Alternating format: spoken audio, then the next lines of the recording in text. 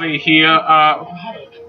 Welcome to another edition of Father at Home. Now I would like to talk about what makes something a sequel. Now I actually got two versions of this. The actual version with of what a sequel is, and then well, my version of it. Well, the actual version of a sequel is a movie, a TV show, etc., or something that comes after like the original project, unless of course it predates the thing, then it would be a prequel. But now let's talk about how some of these things work.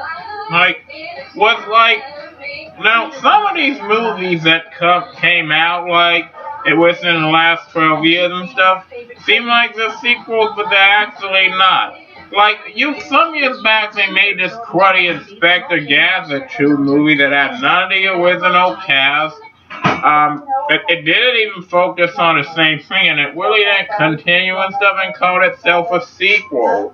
Well, putting the number 2 on something doesn't make it a sequel. If anything, I could believe it was more a sequel to the cartoon than it was the movie, I think, I just think that the show actually seemed to come better.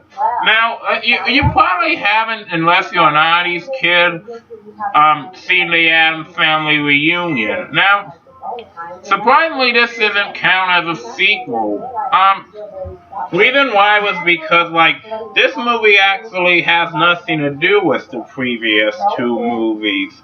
That's why so much of it was changed and stuff. The only 2 actors I think to reprise their role were the guy who played Lois and the guy who played Cousin Ed.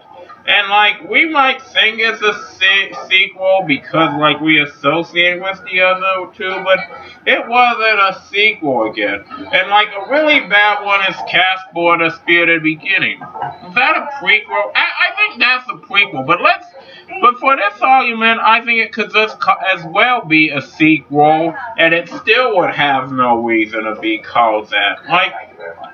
The sequel, I think, made no mentioning to even the second film, even to how he came to be in it. And the movie was just no good. Now, to be fair, I don't think changing the cast entirely makes a sequel bad.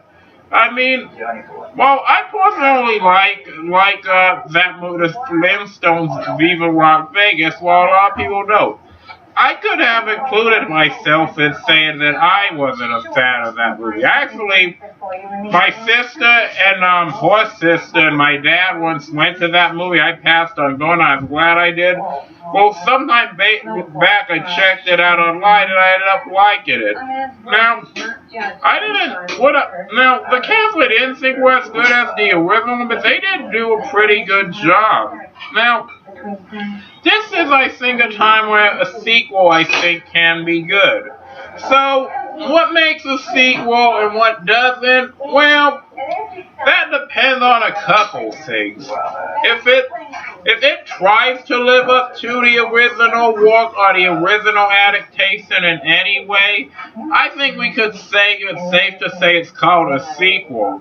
If it's really bad enough, I think we could say, although it's not much of one, I think we could call it a bad sequel, but it's still a sequel. Now, however, I wouldn't say that even if someone says it's a sequel, it says it's a sequel. I haven't seen Batman Begins, but I have seen The Dark Knight, and that probably is a sequel to it, but at the same time, I don't know, I just feel like it could be made with different actors. I'm glad they did it because I love Kristen Bell and Morgan Freeman, and I don't really like Heath Ledger, but hey, he is a good Joker.